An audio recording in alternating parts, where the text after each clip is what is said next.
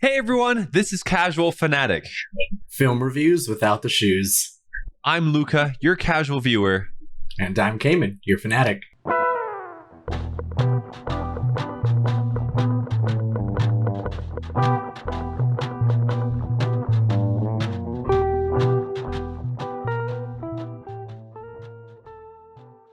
Well, what's up, Cayman?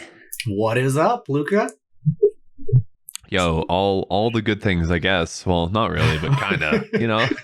Yeah. Living up to the expectations of life. Okay. Yeah. What about you, man? What you been up to? Stuff. I mean, Stuff and things. Been a while since we recorded. I don't remember exactly when the last time was, but Before Halloween, that's all I know. Yeah, it was before Halloween. We had a Halloween party here at the house. We had a kind of loose Halloween party at work. And then on Halloween, some people wore their costumes to work. That's dope. Yeah. At the work Halloween party, they also had I say kind of Halloween because like we carved pumpkins, but also it was just like a general event. Like they have like a quarterly event that we just like take half the day on Friday and hang out. And they also had a chili cook-off, and I got to be one of the judges for that, so that was fun. Nice. Did you make a chili or did you just judge? No, I just judged. Why didn't you make one? I'm sure that you would have done well. Well, I wouldn't be able to judge if I made one. Then I'd be biased. Well, yeah, but then you could have won. I don't think I would have won. Oh, you don't think so? Was one of them like super good or what? Honestly, I probably could have made better chili than they made, but boom. I don't want to embarrass people. That's fair. Well, that's awesome, man. Other than that, I guess work has been well and stuff like that. Oh, yeah. I mean, things are starting to slow down because obviously it's getting to winter, and not only does like the weather affect how quickly things can move, but also because there's so many holidays, people start taking vacation, and like the architects take vacation, engineers take vacation, contractors take vacation, and then all of a sudden no one's available to talk to each other. Right. Yeah, that's how it goes, though. Yeah. As for me, I recently had a job interview. I think it went well. We'll see if I got it or not. It was a higher position than what I've done in the past. That's nice. With a pretty cool firm, it sounds like. I got 2 new tattoos. I can show them on camera here. So we got, upside down at least. 1 glider and then 1 butterfly with panther eyes on the bottom of them. You'll have to send me photos of those because I can't see you right now, obviously. Yeah. Oh, you want me to do that right now? Sure. All right, let me do it. 1 sec. I'm going to Texas on the 9th. I'm driving down there. And my parents don't know, but those tattoos are actually one is for my dad, one is for my mom. So the butterfly is for my mom, and then the glider is for my dad. When he was when he was a teenager, he actually built that glider, and there's a picture of him holding it. Nice. Let me see if I can find that. I feel like that is like such the butterfly also, I guess, a little bit, but the glider especially is such a different style from your other tattoos. Oh, yeah. Yeah, so my other tattoos are all more of like line drawings, like very, like no shading. None of them. Except for, I guess, my mountains, kind of. But I needed to put more, I don't know. I wanted to stop with my line, like very minimalistic line tattoos. Yeah. Just because it was getting a little overbearing on my arm that there's only like lines everywhere versus like actual like full color to make it look like I'm actually tatted. You know what I'm saying? Have you ever thought about getting like a proper color tattoo? No, I would never do color ever. It's not my jazz. Right. Yeah, it's just not my thing. I like the Yeah, just gray scale, black and gray. Yeah, other than that, dude, I've just been playing a lot of volleyball, hanging out. We got one snow that came through here. We got like at least 8 to 10 inches of snow really within a day or two. Yeah, that's kind of crazy. Massive snowball fights. We built like a ramp at a park down here that had like a good slope that's known for its hills, and we built like this massive ramp where people were like, where I think it was 7 or 8 of us, we were building it, and I think from like the bottom of the snow to the top of the ramp, it was like maybe 2.5 feet tall. Yeah. And then we were just launching off of it. It was awesome. There's some really cool video of that. But yeah, we haven't had any snow here yet. It's been cold enough. We haven't had any precipitation. But the past week, it's been like daytime, like mid 40s, and then nighttime getting down to like high 20s. Wow. Yeah, that's cold. Yeah. Definitely cold enough. What's your temperature right now? Right now, it's 50 degrees. Okay, yeah. So you have it colder than we do, I think. What's your temperature? I think right now we have 63, and it's going to go down to 44. Dang. I know it's today was a really warm day, though. Yeah, no, today was a really warm day. I was outside playing volleyball all day, and I'm pretty sure I have a sunburn. Today and yesterday both were really warm days, like 73 and 74, with the sun out and booming. So it was kind of like a weird like thing that happened, but it was beautiful weather today. Sun out, got sunburned. People were playing with their shirts off, and like a week ago, it was like all full snow. It's wild. It's crazy. But yeah, besides all the fun things, what are we talking about today? So today, in classic casual fanatic fashion, we are obviously, like I predicted, past October into the spooky month of November. So very spooky. We're gonna do our Halloween movies now. Hey, Halloween rolls over just a little bit, okay? We're chilling. Yeah, well, I still haven't released our Barbie thing, so it's gonna be at least another week before this comes out. It is what it is. It is what it is. And, the people that enjoy listening to us, I don't think they care when the episodes come out. Like, no. When they come, they'll listen. When they come, they'll come. I feel like I know in the beginning we tried to stick to a more strict schedule, but it's just like it gets difficult. It gets really difficult really fast. It does, yeah, especially with 2 different lifestyles that are going on, as well as a 2-hour time difference. Yeah. We're both busy. But yeah, it is what it is. But today we're going to be talking about the 2023 movie Haunted Mansion, directed by Justin Simon, I think is how you pronounce that. Could be wrong. Written by Katie Dippold and starring Lakeith Stanfield, Rosario Dawson, Owen Wilson. Who else is in this? Tiffany Haddish, Danny DeVito, Jamie Lee Curtis. Mm-hmm. Famous people. Yep, very famous. Jared Leto is in this, which I didn't realize until after I had watched it. Yeah, I mean, you know me, I'm bad with names, and honestly, I don't watch enough. I only knew Leto. Wait, no, James Leto. Is it him that played in It's Always Sunny in Philadelphia? Danny DeVito. Sorry, him. Yeah. I knew him, but everyone else I don't think I knew.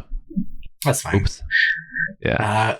Had an estimated budget of $150 million. And looks like so far worldwide it's only made about 117 million. So not doing too well. Oh no. Yeah, honestly, I didn't. Go ahead. I didn't see that movie anywhere. Like, yeah, I don't know if it was a simultaneous theater and Disney Plus release, or if it was just not in theaters for very long and they just quickly moved it to Disney Plus. But obviously that I think it if it was in theaters at all, it wasn't there for very long because, I mean, like I watched it on Disney Plus, and I feel like probably most people did. Yeah. So I mean, they must have had like a good deal with Disney Plus at least, right? Like, I mean, it's I'm sure a Disney the box movie, office so numbers. it's not even a deal. It's just their movie. Yeah. So I mean, I don't know how that works. I mean, I'm sure they get some type of profit from the streaming platform somehow. I mean, yeah, I know we briefly talked about this when we were talking about the writers and actors strikes, which I don't know if we've mentioned this, but the writer strike has, as far as I can tell, ended. They closed on a deal. Yeah, the actors are still striking. Things have been kind of complicated with that, but when we first started talking about that, we mentioned it's kind of hard sometimes to judge like income on streaming, because obviously you don't have to pay for individual movies, so they try and judge it based on like, oh well, when we released this movie we got 500,000 new subscribers or something like that, and it's they have a lot of internal different ways that they judge how much money they're making per movie, but I'm sure all the different companies do it differently. Yeah, it's kept very secret, and I don't even think they all do it the same. I'm sure the way that Netflix gauges its revenue is different from the way Disney Plus gauges its revenue, which is different from like Amazon Video or something like that. Right, yeah. I mean, there's no way they're doing the same thing. Yeah. No way. But yeah, what did you think about Haunted Mansion? Honestly, dude, I thought it was a really funny watch. I don't know. I thought it was really like chill if you want to sit down, like have it playing with some friends. You're just kind of like talking and watching and laughing at it. Yeah. It was fun for me to watch. It was very fun. What about you? What would you say compared to the other Haunted Mansion movie? I know we had already talked about that a long time ago, but yeah.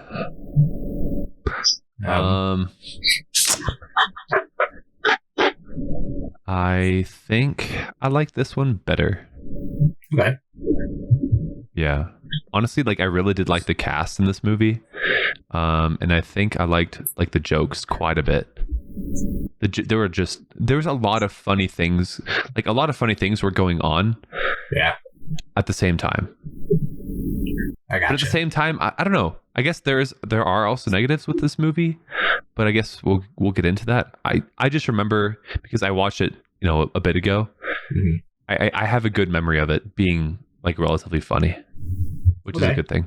Yeah. Yeah. What about you? I think I can't really say which one I like better. I like this one. I think, like you said, it's a fun watch. Yeah.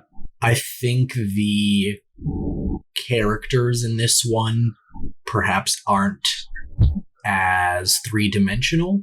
I feel like I don't know. They're a little flat for me, but they still like as a group, I think it works within the movie. Right. Okay. Interesting that you think they're flat. I mean, I feel like they had relatively decent character progression through the movie, at least introducing them and then seeing how each one worked and what their real theory was of ghosts and all that jazz. But okay, yeah. I mean, it's fair. It's fair. Yeah, I said it's like a fun watch just because like I don't think they made this movie to win any like awards, really. Yeah, I mean it's a kids movie. There wasn't like anything too scary or graphic or anything like that. No, nothing like that. Yeah. CGI was sometimes questionable, but honestly, good enough. All right. Well, then, let's step into the Boxding Ring.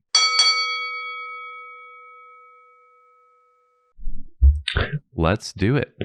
For anyone who is choosing this to be your first episode, there is a website called Letterboxd, which has a aggregation of reviews from different people, but also they put a little summary on the front page for each film, and Luke and I are going to try and guess what that summary says.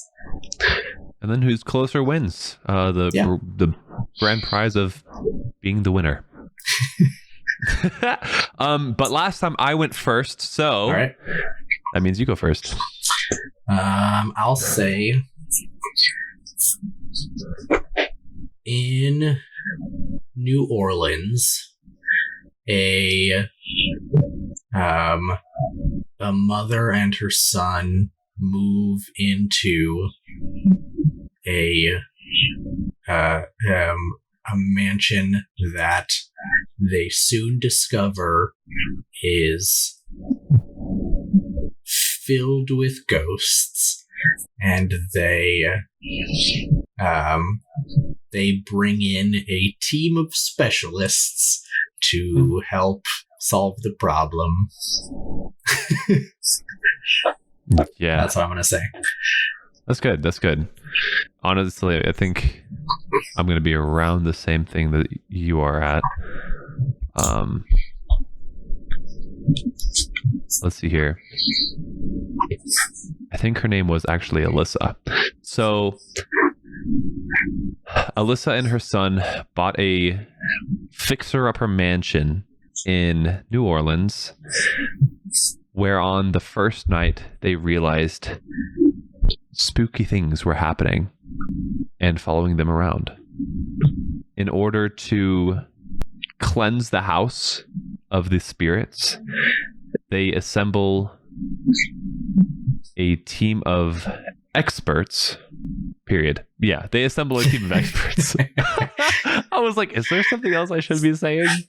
I don't know. I kind of say the same thing that you did, but yeah. It's gonna make it hard to judge this one because I'm already reading the summary here, and I feel like now we've both said the same thing.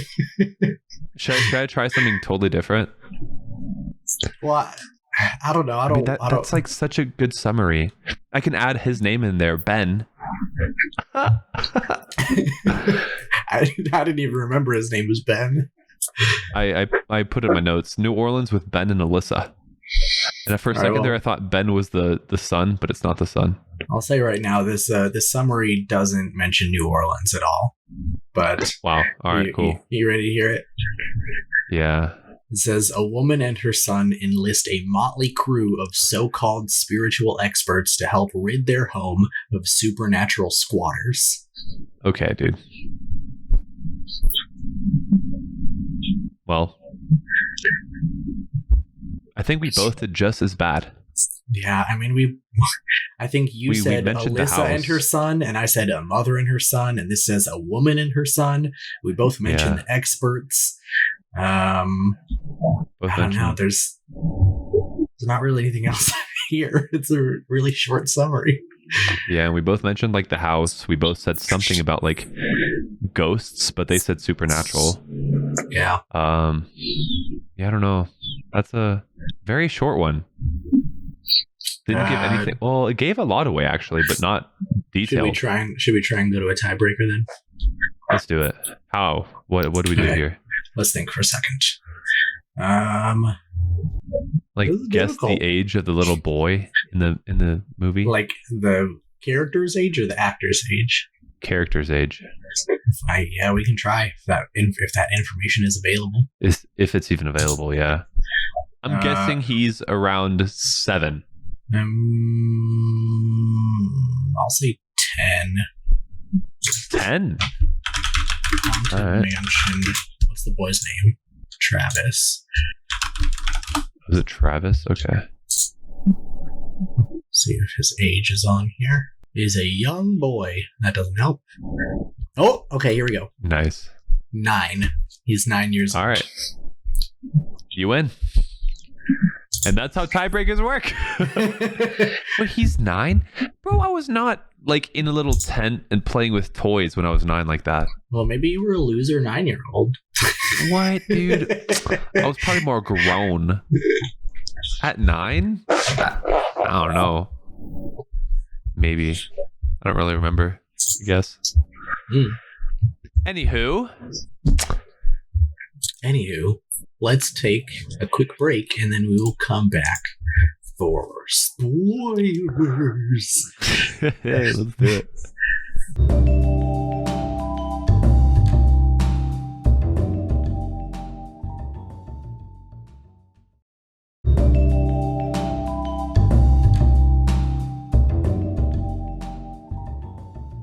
And we're back. We are. And we must do a spoiler warning because this is a new movie. So, ladies and gentlemen and all, this is the spoiler section.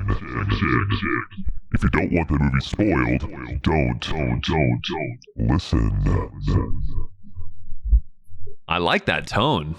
Very that was nice.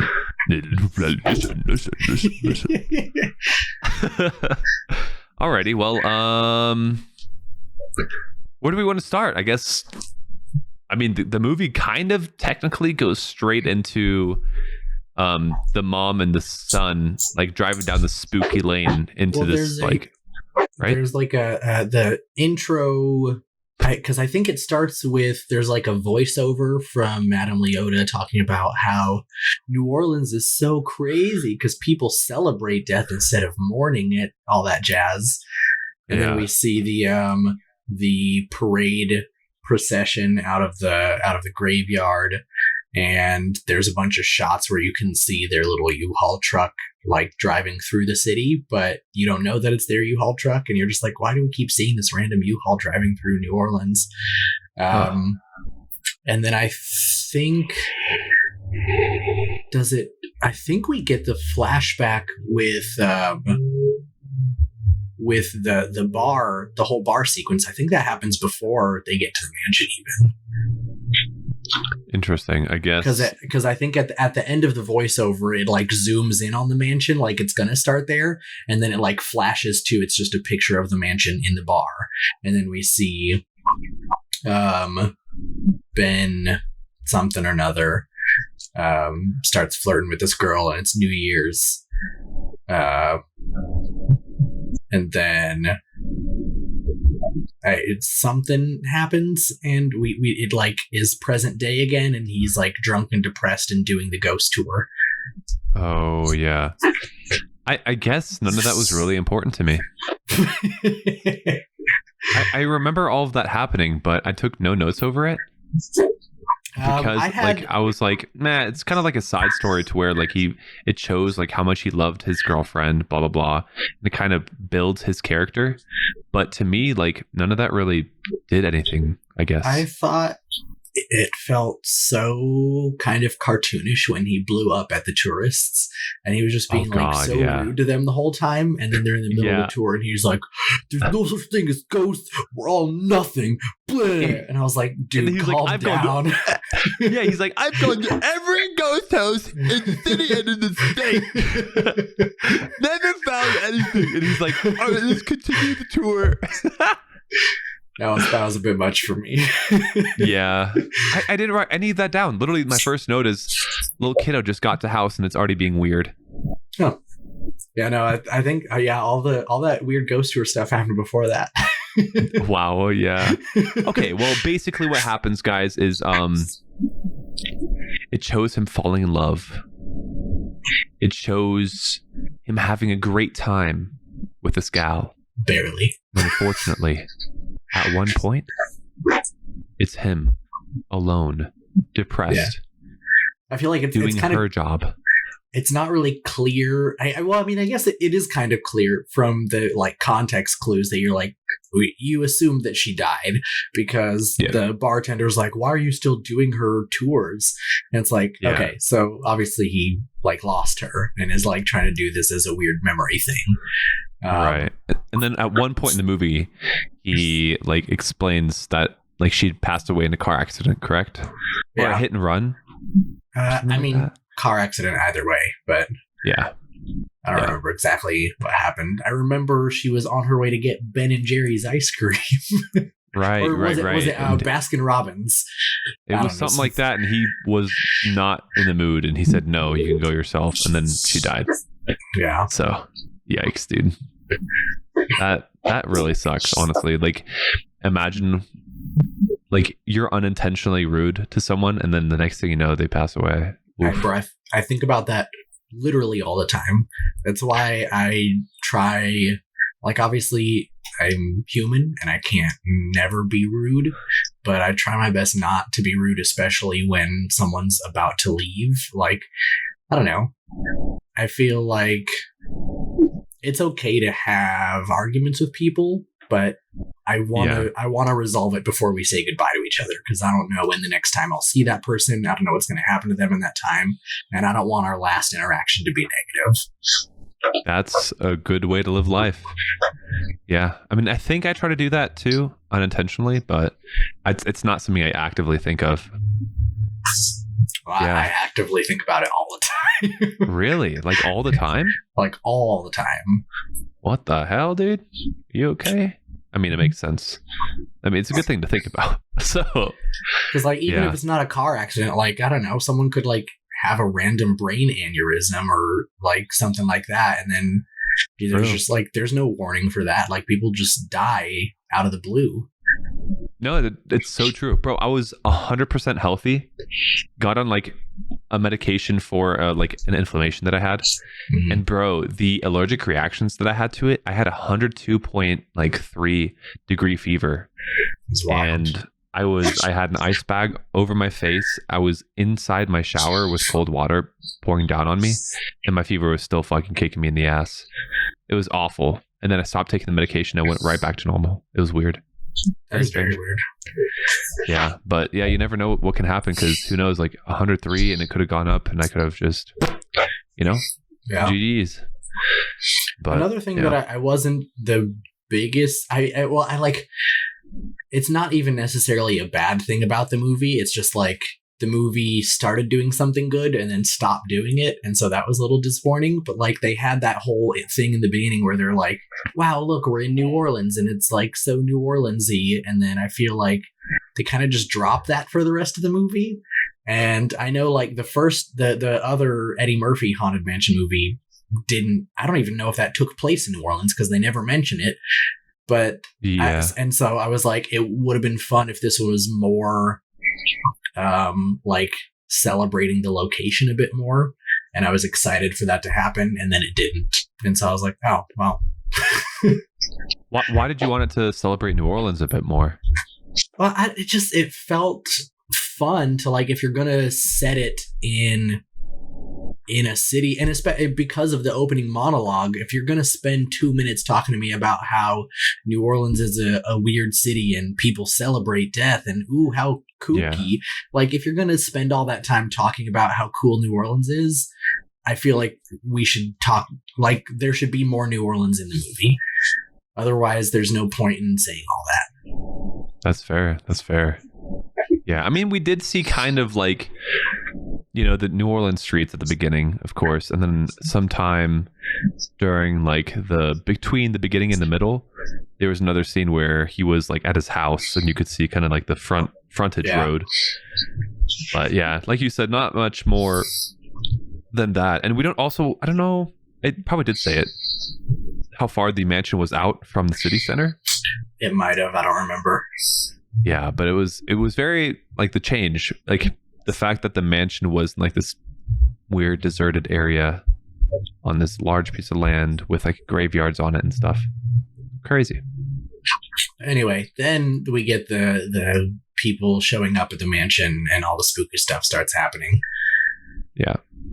And I thought it was interesting, the fact that like whenever they go into the mansion and then even if they leave, they're still going to be haunted, which I think was really funny.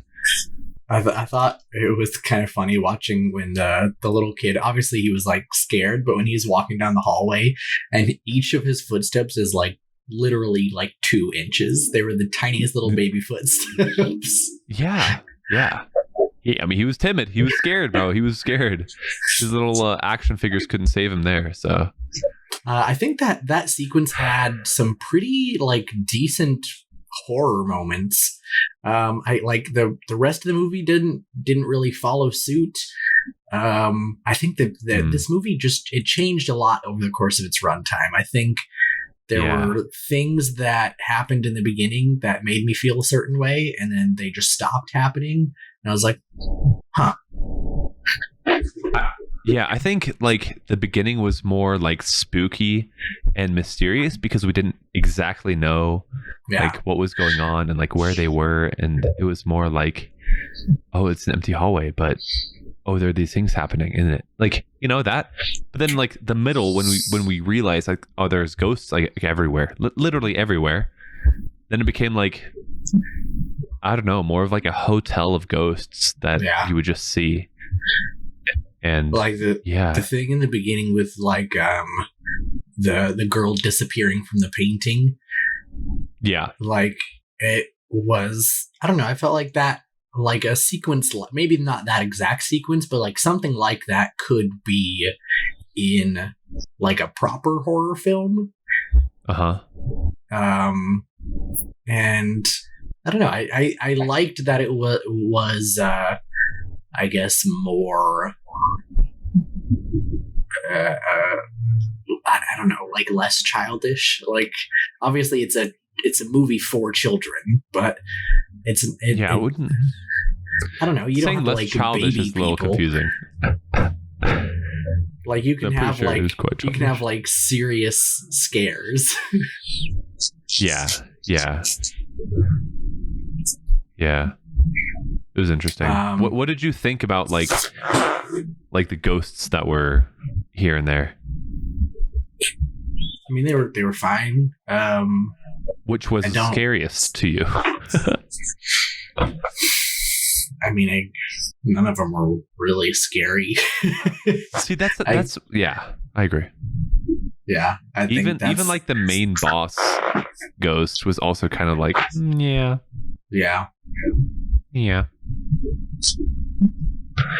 Okay, well, if none of the ghosts were scary, what did you think of like the storyline at least?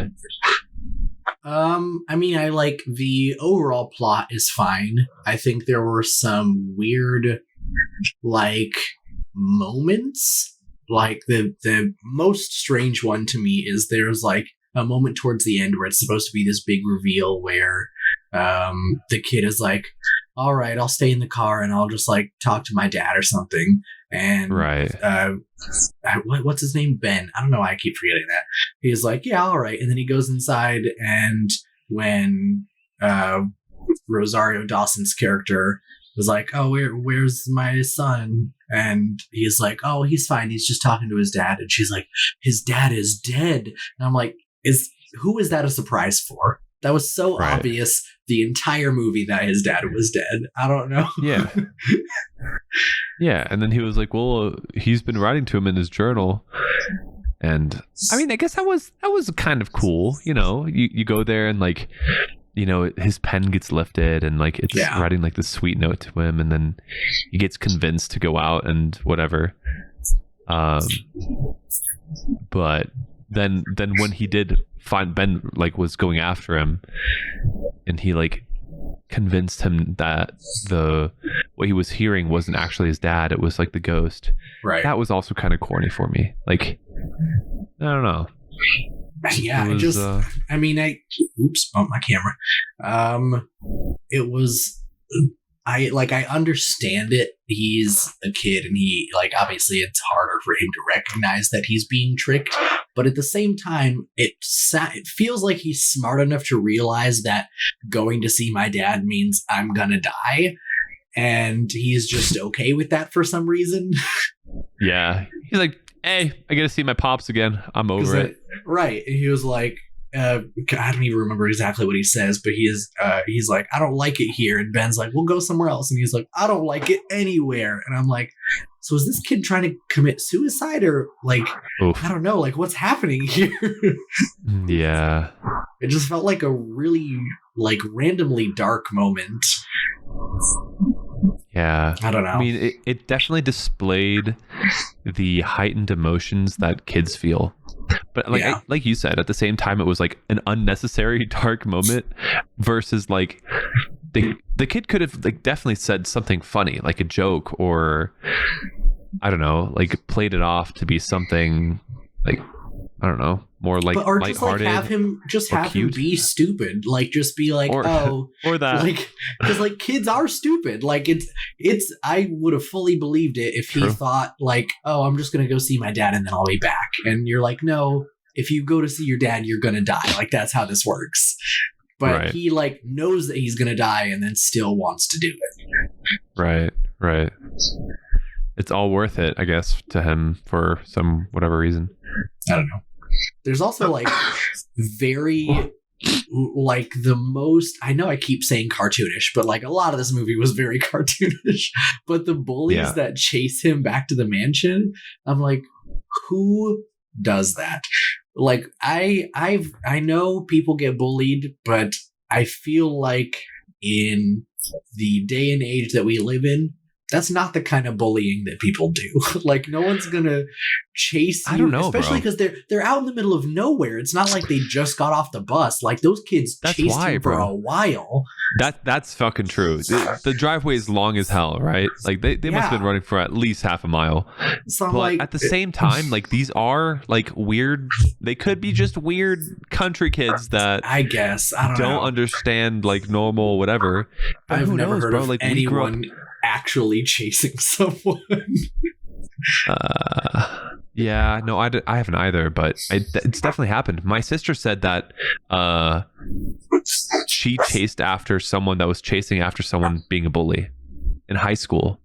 That's just crazy. That's to the me. suburbs, which is just weird. But she said it's happened before, and she told the bully straight, you know. But the driveway was way too long for them to be like chasing that kid right up to the house. Like that's insane. Yeah. I don't know. Also, like, I don't understand the goal there. Like, chase someone to the gate, sure. If you're like, I'm gonna beat this kid up because I'm so cool, but chase them up to the front door. Like, what are they gonna do? Beat him up right outside his house? Like, I don't know. Especially if you see some mansion, bro. Like, that's when you want to befriend the kid. You know what I'm saying? Well, like, also, like, you don't know, like, that obviously there were like a bunch of people there, but like even if it had just been, I don't know if they know that his dad is dead or something, but like if I was a child, I would not want to risk being yelled at by someone's parents. If I get close enough where I feel like their parents can see me, I'm out. Gone. Not there anymore. Yep. I'm with you. You gotta play it smart, you know? You gotta be a smart bully. Gosh. Yeah. I'm trying to think of like specific points in the movie that like stood out to me or were funny, right? I also another like a big part of Ben's like history is that he like used to be a scientist and then he like built this camera lens that's supposed to be able to see ghosts or something like that, but he said he was like, I didn't call it the ghost particle, that was the media. And I'm like, so what, like if he wasn't trying to see ghosts, what was he trying to see? But then later in the movie he talks about it as if he was trying to see ghosts because it was supposed to be a connection between like his job and his wife's job and all this sort of stuff, and it doesn't really make any sense. I'm not really sure what his actual goal with building that camera lens was, but then also it ends up not mattering because they I guess can just also do like thermal cameras or something like that. Like at one point they like set up a bunch of like off the shelf security cameras around the house and they like tune it to a specific channel to see all the ghosts. And I'm like, so your lens is pointless then because you can see ghosts with normal cameras. So true, yeah. Huh. And then they try and make a big deal about at one point the ghost like smashes his lens on the ground, and I'm like, it doesn't matter because you can still use the other cameras. True. I didn't even realize that. Oh my, yeah, that's true. Unless he I mean he did tune it somehow to something, but that still doesn't make any sense. And then at one point they could just see the ghosts, right? Yeah, and then so at first you can only see the ghost with his camera, then you can see the ghost with any camera, and then you can just see the ghost's camera. Right, right, yeah. Once the ghosts knew that they were already like or like they at least knew that they were around. They didn't really care to hide themselves anymore, I guess. I don't know. I mean, well, because even like it's not like they were really trying to hide themselves in the beginning. Like they were actively haunting people. I don't know. Yeah. No clue. That's a good observation there. Yeah. How did you feel about the whole like, oh, I'm so sad I lost my wife thing?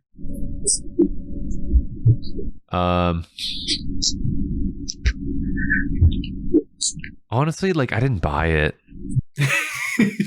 Nope, didn't buy it at all. I don't know. It was kind of like this weird, like he loves his wife, so he did this thing at one point, and now he's just sad boy forever. Yeah. Then he gets like this gig because he's low on money, and goes there, and then all of a sudden he sees like this beautiful woman with a child, and then like his past love is like gone. Although they made such a big deal out of her the whole time. I don't know. I didn't buy it. I think it would have been just as cool without her. Recording yourself? Elena's here. Oh, you're talking to someone. Who are you talking to? Tell me. Is it Luca? Yes. Hi, baby. Hope you're ready to be in this episode. Oh, you're recording your episode. Oh, LOL. no. I'm so sorry. Tell her I said hi. I didn't know you were coming home this soon. I'm so sorry. Oh, my little tired girl. Bye. My little tired girl. All right. Sorry. What were you saying? Good question. I think that overall it was a waste of like minutes in the movie to draw out like this long like relationship, the flashback sequences and all that. Yeah. Like it didn't do anything for us in the back end of the movie because he just it honestly, dude, if he was the ghost hunter and like he built like this thing and he never found a ghost because in the city it's all bullshit, right? But then like he goes to this house and he sees like this beautiful woman that's in like peril and needs his help and kind of like falls in love with her and like in turn finds out that like this whole place is madly haunted with ghosts that are real. Yeah. That would have been just as cool, right? Instead of like him being sad boy and depresso and only having done it because like what out of spite that his girl got killed in a car accident. But I think it just felt very like they needed to either spend more time on it or not at all. I feel like because like you said, like the flashbacks did absolutely nothing for me, and I think it's because there wasn't enough of them, and so there wasn't enough time spent with that character for me to be like, oh, I care about her, and so now as an audience member I understand the sadness that she's gone. And so I'm like, personally, I don't care about her, and so I'm not sad she's gone. But then also, I feel like and it's not like Lakeith Stanfield isn't a good actor, but like if instead of doing those flashbacks, if they had just given him more time to show that morning in the present day, like, and that was another thing is I feel like, I don't know, there were more instances where other people were talking about how sad he was than him actually being sad. Like, I feel like there were so many times when people were like, oh, I like when the medium woman gets there, she's like, I sense great grieving. And then like, she's like, oh, it was you that was the sad presence I felt and all of that stuff. And like, I don't know. I feel like if you need another character to tell us that he's sad, then he's not sad enough. True. But I mean, again, she was just trying to prove the point that she was this witch wizard lady. Yeah. I forgot what she called herself. A medium. Median, yes. Medium. Yeah, I don't know. I like I said, I could have just done without it. I don't think it added much to the story, and I don't know if it brought him well, maybe it brought him and what's her face, Alyssa, together a little bit more, just because like I'm so he impressed that you're lost- remembering all these characters' names. it's only two, bro. Ben and Alyssa. Still, Those are the only two I've written down. I don't remember either of those. So. Okay. Well, I have them written down, so it's a little easier for me. But yeah, so like, I feel like Alyssa, she lost her husband, and Ben lost his wife, and that was kind of like the thing that I guess got them to click. But at the same time, like, it could have just been like, oh, like Ben had a breakup and Alyssa had a breakup. But then I guess no, and Alyssa also they like never show Alyssa grieving over her husband, and it seems like that just to be death, strong though. It's but it feels like that death was more recent. Even like I mean I don't know when Ben's wife died, but it feels like he's like been holding on to that for what feels like years. What a while, yeah. And then this, like, yeah, I get it. You have to be strong for your son, but like, I don't know. Even in one of the scenes where the son isn't in the room, like, I feel like it's okay for her to be like, yeah, I also am grieving because I lost my husband, but she just doesn't give a fuck the whole movie. Yeah, that's true. That's true. I don't know. It was a lot of effort put towards that. I don't know if it paid off. I don't know. Yeah, I'm right there with you. I thought sorry. Speaking of, go for it. Go for it. You have a lot on your mind. I do. I always have a lot on my mind. I'm also just, thinking about people randomly dying and hoping that I have a good goodbye with them. So there's that. It's been mulling over in your mind now for a few weeks. So you gotta, yeah. Okay, what were you gonna say? The little Venn diagram that what's her face draws, I thought that was so silly. What was that again? When she was like, "This is the world of the living, and this is the world of the dead." I was like, "Come on, this is me." Yeah. Yeah, you didn't have to draw that out. I mean, I get it if it's a kids movie and that's kind of visual explanation, so it works and it's super dumbed down. But it was a little silly. Anyway, what were you gonna say? Oh, honestly, I was just gonna be like, the single woman who she said she was a doctor, right? Yes. Or like, I guess, widowed woman with a child. I think she wanted to like open a clinic or something, and then, or no, she said she wanted to open a bed and breakfast. I think she was a nurse, but that wasn't her dream job. Okay. I don't know. Like, think about it, right? You just lost your husband. Tragic. You're moving to a new state because you want a brand new start as you and your son's family. Then you buy this big ass fucking mansion that is broken down to shit. Like, I am always in disbelief in movies when people buy that shit, go there, and want to sleep in there and fix it up. Yeah. First of all, yeah, definitely would have had that place renovated before I moved in. Right. Like the poor fucking kid goes in there and the whole thing is like, it's like a shithole bag. Yeah. Like, what the fuck is going on? I don't know. I can't remember the specific dialogue. I think, if I'm remembering correctly, I don't think they bought the mansion. I think they inherited it. No. She bought it. She said she found it as a great deal. Yeah.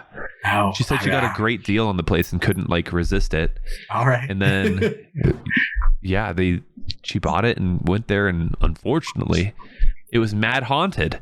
Yeah, but also crazy. You would think that you're one woman with a child that's young, you're not going to be able to fix that whole place up. And also, you didn't want to go check it out before you bought it. Say what? Yeah, true. That too. That too. Unless that's her mindset of I'm gonna fix it up.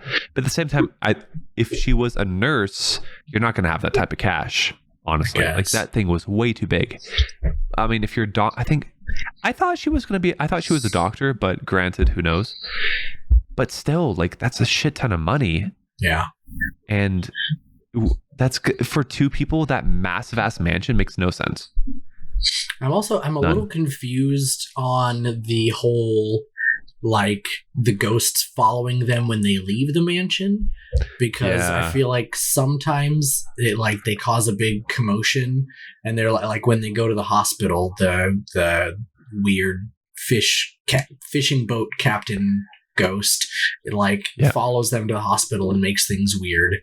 And then the medium said one of the ghosts followed her home.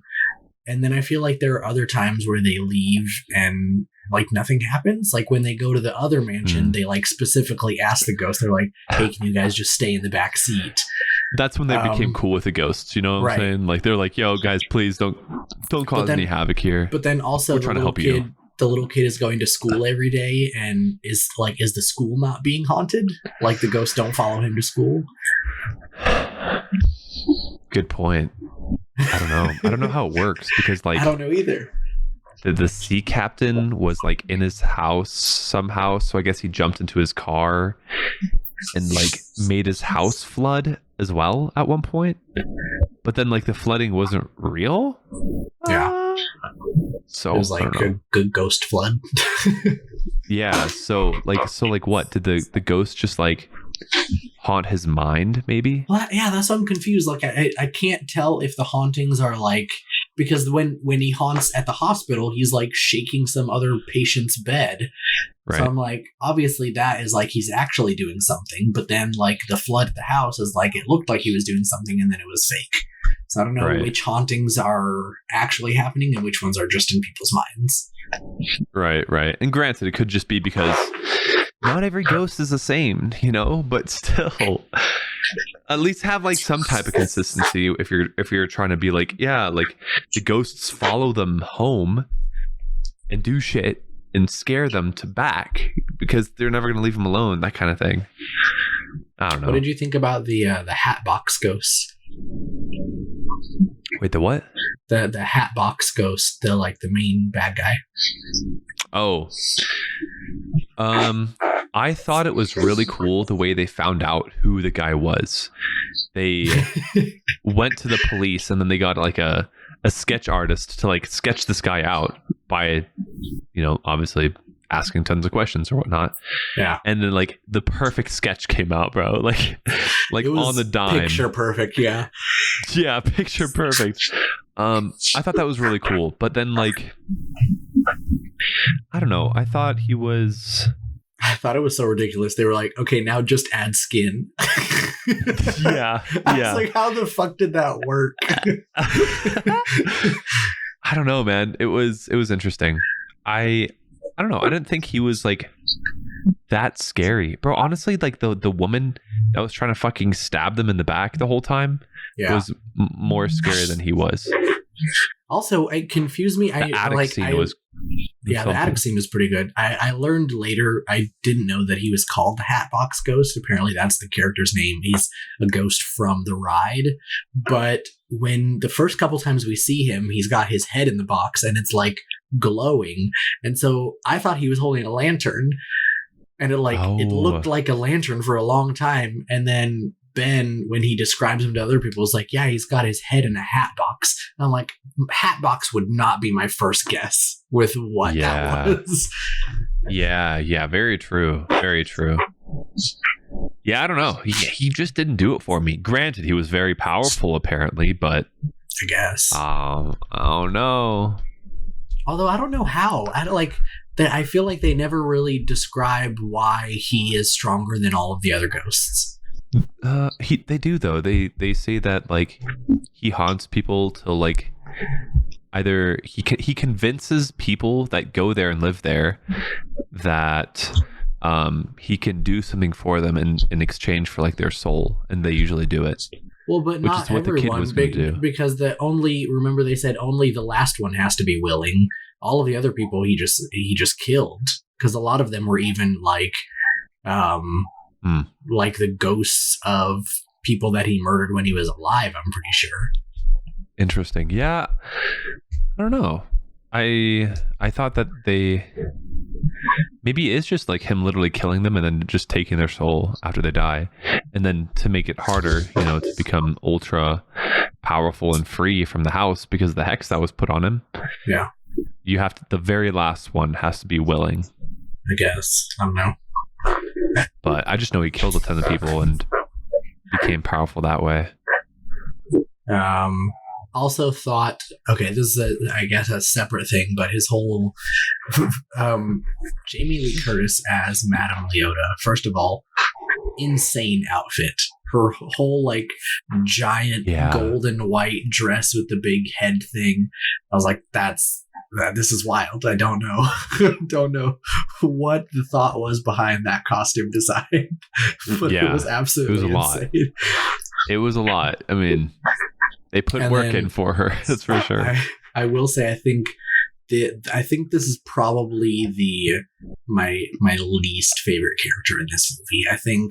I don't know. It felt like for me, Jamie Lee Curtis didn't really fit in with the rest of the cast. Why do you say that? I don't know, something about her, not necessarily her acting style. I don't know. She didn't seem like she was part of the group. It felt like everyone and then her on the side. Yeah, I mean, granted, she couldn't really do much because she was stuck in the ball until the very end. Thought this is another thing that was like, this one was really difficult for me to not think about the other movie because I really miss Madame Leota rhyming everything. Like, I thought that was, I don't know, that was so entertaining in the first one where everything she says rhymes, and then she just like doesn't do that in this movie, and I was like, oh, it made me a little sad. Yeah, I mean, what was her like catch in this movie? There wasn't really anything to her, right? I don't think they were trying to like develop her that deeply as a character. Trying to make it a little more, I guess, racially sensitive because Madame Leota is like originally designed as a Romani character, and I think that's like, that can be offensive to be like, oh, only those people are like crystal ball kind of people, and so they were trying to do someone else, but I don't know. It felt a little weird to me. Yeah, honestly, could have also done without her. I don't know what she did until like the very end. She came and like helped, I guess, somehow. Yeah, but that was the other thing, is she at the end. Harriet also, just remembered, because I do actually have that written down here. Harriet is the name of the other medium, but she is like, you have to free me from my crystal ball and then I can help you. And then just like later in the scene, she just like shows up and she's like, I did it. And I'm like, oh, so we don't even get to see her do that. It's just like happened off screen. Boom, she's freed. She just broke the ball. That was it. Right. And that's why I was saying like some of these characters feel kind of flat, because like, yeah, they kind of have arcs, but like half of their arcs we don't even get to see the resolution. Like Harriet's like, I'm such a loser, I'm not even a good medium, like you were able to do the weird ghost travel-y thing and I couldn't do it, and I'm just not good enough. And then Madame Leota's like, no, you are good enough, you can do it. And then she just did it, and we weren't even there to see it. Yeah, but then the thing is that Jamie Lee Curtis was going to be back in the crystal ball. Like, she was only freed for a limited amount of time, right? Yeah. So I don't know. And she was like joking. She was like, oh, it's actually quite spacious in there. Yeah. But yeah, I don't know. It's weird that they didn't show any of that, although they spent so much time on the bullshit, like sad, sappy story at the very beginning. Yeah. Where like the actual things, the meat of the movie, they kind of like they definitely skimmed off like the fat. I would say. I did. Speaking of fat and sadness, I really liked the cholesterol joke that Danny DeVito's character made. Wait, which one is this? When Ben is talking about when he lost his wife, he was like, talking about, oh yeah, every time we went to the fair, she used to get like a big old like funnel cake, and then she'd say, "Hey, let's go on a run," and then she'd show up with a corn dog, and like kept saying things like that. And then he talked about obviously like she was on her way to Baskin Robbins when she got in the car accident, and Danny was like, "Man, what was the cholesterol on that woman? She just keeps eating." LOL. Yeah, I remember that. Yeah, so that was a good joke. I think there was another one at the very beginning that was kind of like very slight. It wasn't like a joke, but it was funny when it happened. Was when the kid went to the mom when they first realized the place was haunted. Yeah. The mom was like, "Oh, like it's just your imagination," and then a fucking ghost haunted her. Yeah, or like showed itself to her, and she was like, "Nah, we're out," and she fucking skirted out of there. I liked that. And then there was another one in the attic, I think, where a ghost was kind of like bargaining, and it was like, "Well, it'll cost you $3." Oh no, that was that was Madame Leota when they first did the crystal ball thing. Right. When they got her from the attic and then they put her down in the basement thingy. Yeah. And she was like $3, and they're like, "What? Okay." Yeah, but there were also like sweet parts in the movie when the little boy was like outside playing with himself with his toys, and like Ben went out and like was like, "Here, like let me go talk to him." He like went out and like talked to him and like gave him like one of the action figures. Like that was sweet. Although his action figure, I think it was called Action Guy, where his whole thing was he has a sandal that he hits people with. I don't know if that's a real action figure or not. It felt very stupid to me. Yeah, I don't know. All I know is the act was really cute. I really thought another very funny moment is when they go to that other mansion, and they keep doing the thing where they're like, did this belong to Mr. Crump? And she's like, "No, that's a replica." And he's like, "Oh, okay, so it's also a replica." Cool. Cool. Yeah, that's cool. What are we here for? Sorry, are we going to see anything that was actually his? And she's like, "Just listen, follow the tour."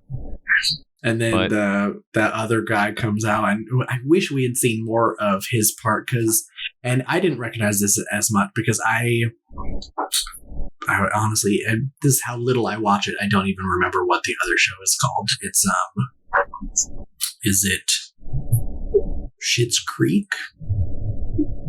I have no idea. I think hold on, I'll just look it up. All right. Yeah, Schitt's Creek is a very funny TV show, and Elena watches it all the time. And when we were watching it, she immediately recognized when they leave the first tour guide, and then the second one comes out, and he's got like the ridiculous mustache, and he's like, "There's been a murder." Oh yeah. But that guy plays one of the characters on Schitt's Creek as well, and Elena immediately recognized him. I did not, but he was funny. Oh, no way. I wish we had seen more of him. He was at the other mansion, right? No, I don't think he ever went to. Oh, I mean, yes, the other mansion that the tour was at, not the haunted one. Yeah. What did you think about like the secret pathway they found to the underground burial chamber, I guess, or grave site? I don't know. It felt I was a little confused because they were like, "Well, I definitely can't fit down there," and then I thought they were like just being funny, but then they like actually sent the kid down. I was like, that just feels irresponsible. Like, you can't send a kid down there. What if something bad happens? And also, obviously, like the Crump guy was going down there to take all of his dead bodies, so like it's not like an adult can't fit down there. I feel like they could have fit down there. True. Unless there was like a different entrance, you know what I'm saying? I don't know, I guess. And that was just like one of the, I don't know, weird ways they got in there. But it was also kind of cool though that they made the deal with the pirate ghost finally of like, we'll bring you to the seaside. Yeah. I also I thought it was so funny that ghost is just obsessed with watching Deadliest Catch. Yeah. Like Just anytime change he's the near channel a TV, back. he puts it. Yeah. Oh, that was good. And he was like sitting on the couch at the very beginning watching the show. I God. will say, another thing though that was very confusing to me, and I get it, it's a movie and kids don't care and they're not going to notice, but when they start talking to him and he like turns the water on and fogs up the mirror, first of all, mirror doesn't fog up that fast. Second of all, after the ghost writes on it, he like turns the water on and fogs it up again. You can't Doesn't work like that. refog a mirror. Yeah. You can't refog the glass that's already been like smudged, brother. A fog is like little particles of Like water attached to anyone who themselves has to ever dry. written on a fogged mirror knows you can't refog it. You can still see what has been written before. Right. It should just And dude, the fact that he turned on the faucet and it was like immediately steaming. Yeah, Bro, it took that's some 2 hot seconds. ass fucking He was water. like, psst, and then turned it off and it was Dude. fogged. I was like, what? Yeah, that is some hot water. And it looked like he turned on both faucets, but I'm like, one of those is cold water. So you Yeah. just turn the hot water on. Yeah, I don't know, man. We had like some like almost boiling hot water at one of my firms that I worked at in Texas. Or actually here too. You just basically turn it on and it's immediately hot. But it never steams that much. It steams like a little bit, but not, dude. We That's have insane. 2 water heaters in our break room because we have a coffee machine, and then off to the side we have like a little water cooler that has cold and hot water. But then they also have like a fancy little machine next to the coffee machine that has like, you can do like cold water, you can do room temperature water, you can you can do hot water, or you can do sparkling water. Sparkling water? I'm Yeah. jealous. That's so cool. I had sparkling water at my last job too. None of my jobs have had sparkling water. I'm jealous. Bro, What the heck? I drink it all the time. I love sparkling water. I literally I just drank some sparkling water just now on camera. It was tangerine and wild strawberry. So good. But yeah, mineral water. Love sparkling water. I grew up with that. Anyway, yeah, the movie, I don't know, overall, yeah, it was okay. It was all right. It was okay. It wasn't bad. It just like it's very like it'll keep some kids entertained. If you've got some kids, I think they'll love this movie. Okay, but what did you think about like them finally defeating the main boss and like getting all the ghosts that were scared of the big scary ghost to like form an army and like? Well, and that was the other confusing. I wasn't sure because like Owen Wilson, I can't remember the character's names to save my life. He was a fake priest. But he like convinces some of the ghosts, but then like some of the ghosts are on the good guy's side, but then there's also still ghosts on the bad guy's side. And so I'm like, did those ghosts just like miss the memo, or do they want the bad guy to win? Like, I don't know. I'm confused. Yeah, I'm not sure. Yeah, that whole thing kind of confused me too. Because somehow they were convinced. I mean, somehow they were convinced to help out either side at one point. Yeah.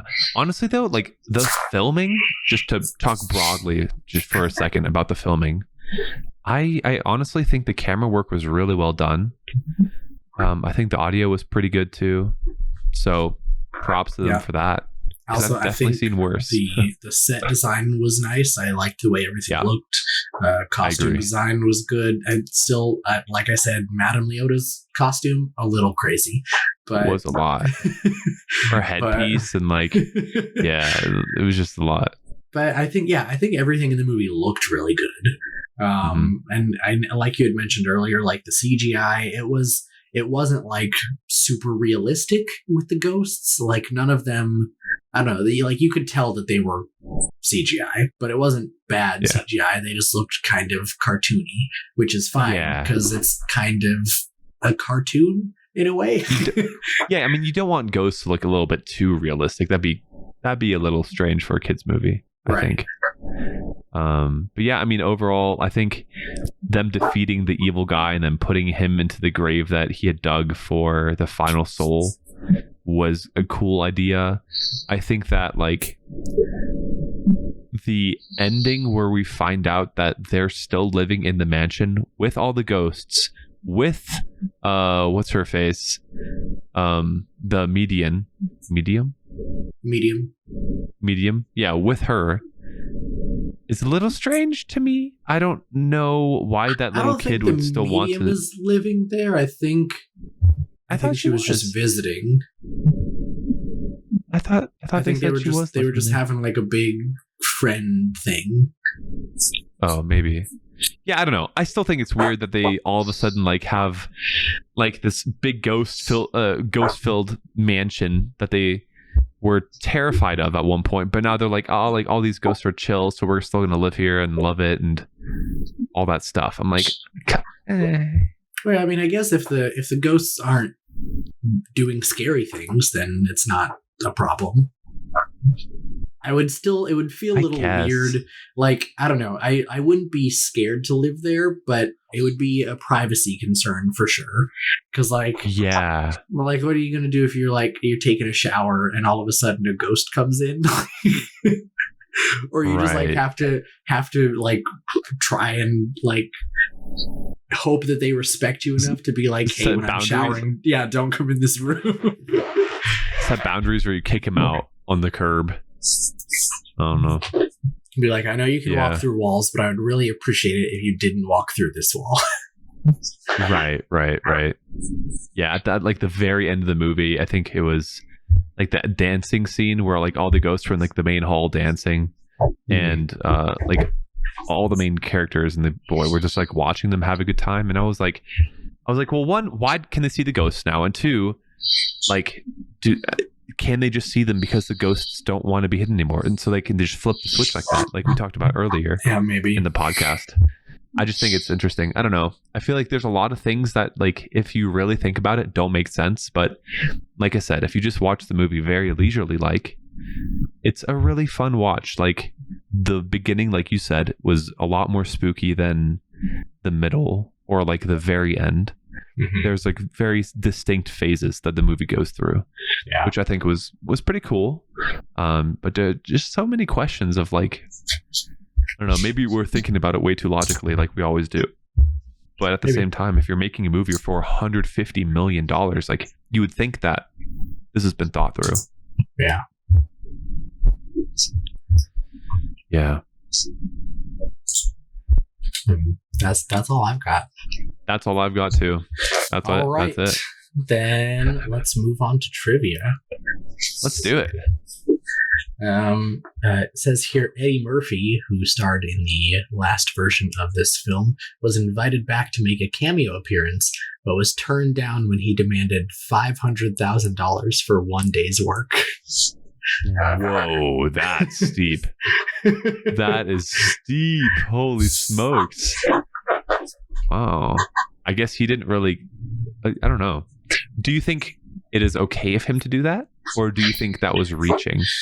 I mean... / disrespectful. It always feels a little excessive to me.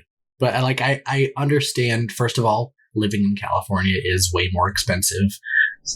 And also, like, I don't know, the movie industry, like, actors just get paid a lot of money. And I'm not going to say that they, like, don't deserve the money that they get. But also, I feel like sometimes it is a little ridiculous how much money they get.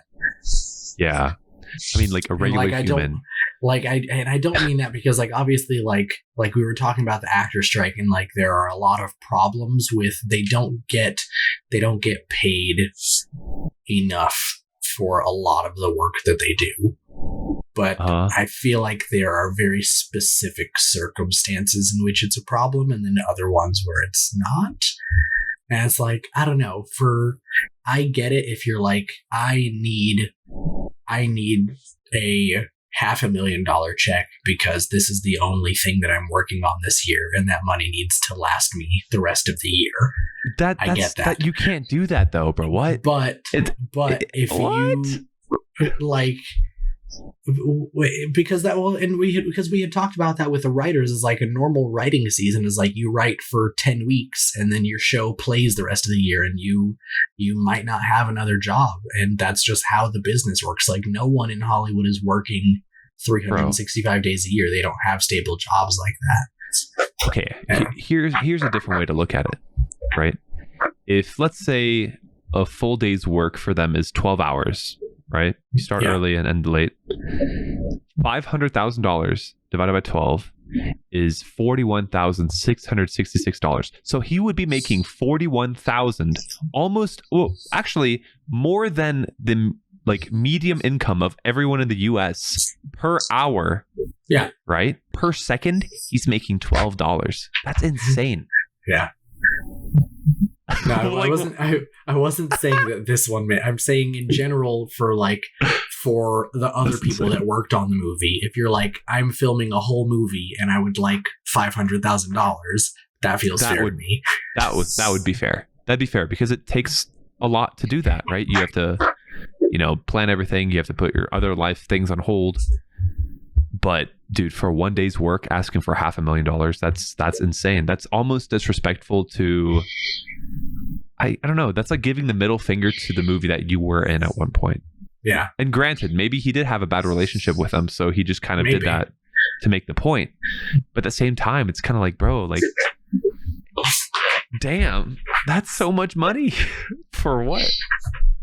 Like, yeah, you're a famous actor, but dude, $41K per hour. It's crazy. That's funny as fuck, actually. And that's with 12 hours of work. So sure, maybe it's a little lower, maybe a little higher, but damn.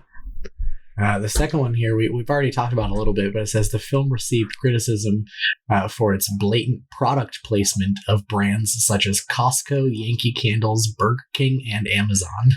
Yeah. I feel like I remember the Yankee Candles one, and I think I remember the Burger King one. I don't remember Costco or Amazon. And then we had already talked earlier about the Baskin Robbins thing. Yeah, I'm pretty sure Amazon was in one of his houses, or I think I faintly remember an Amazon box somewhere, but I'm not sure. But yeah, there was a lot of product placement. There was a lot, like a lot. Yeah. Next piece of trivia here. Gracie Manor is modeled after the original Disneyland Haunted Mansion. Crump Manor is modeled after the Magic Kingdom's Haunted Mansion in Disney World. What are the differences? Disneyland is in California and Disney World is in Florida. Okay. But I mean, I don't know. Is that supposed to? What does that mean to you? Because it means nothing to me.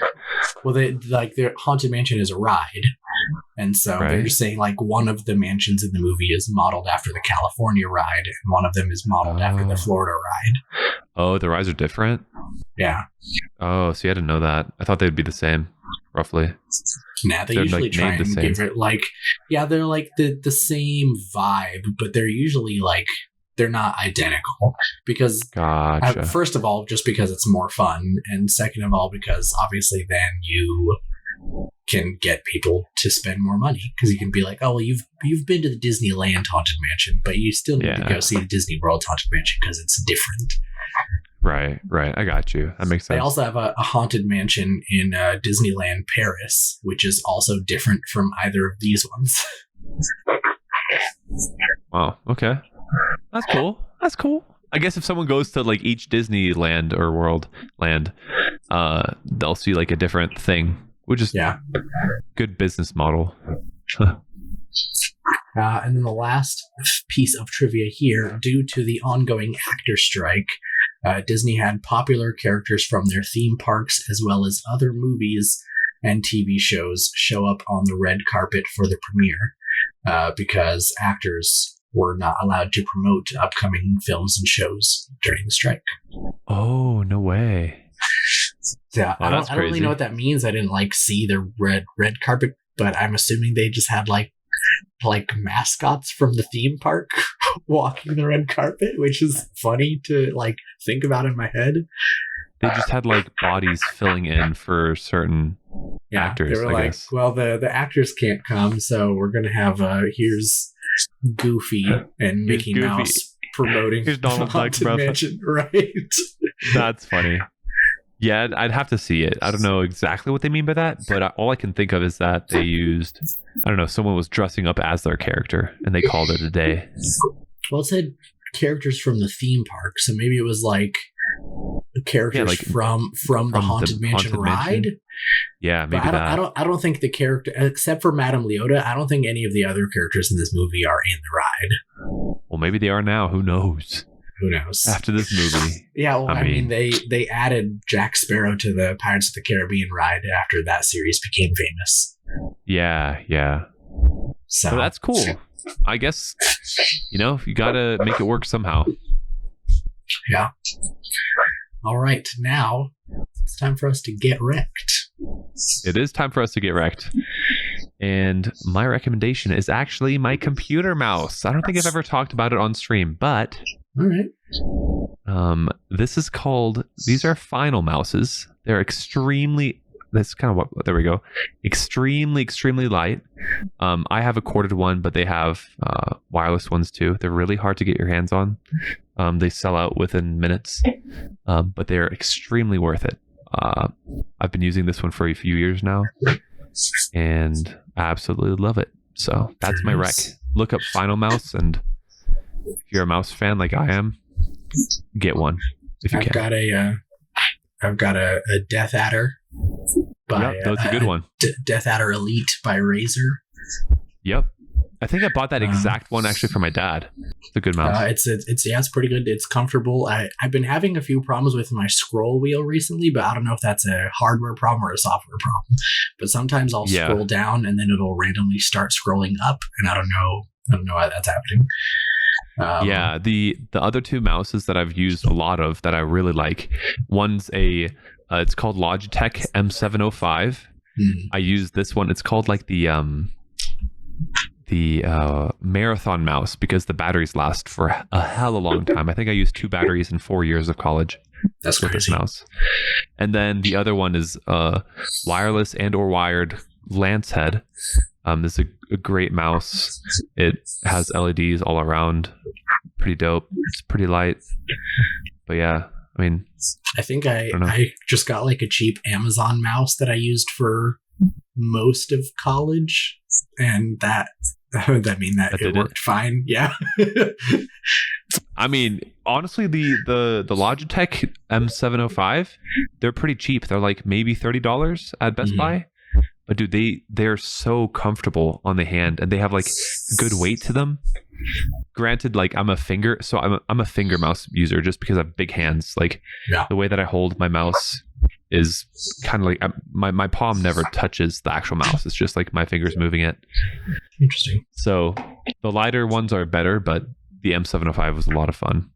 I feel like Good I mouse. definitely rest my whole hand on my mouse. Yeah, it depends on hand sizes. Like there's no way I could rest my whole hand on a mouse. It had to be huge. Like massive. I mean, it's not like I guess it's not my palm necessarily. It's like, like right at the bottom of your fingers, like it's part of your palm, but like the part of your palm where your fingers are. Yeah. Like that part is touching my mouse, but like the majority of my palm doesn't touch my mouse. Yeah, no, I can't do that. It's literally just my fingers, like the very fingertips Interesting. holding it. Yeah. All right. Well, that's my rec. My rec is going to be this calendar here that I've recently purchased from. I think I've actually wrecked their YouTube channel before. Chris Gazat. Yeah.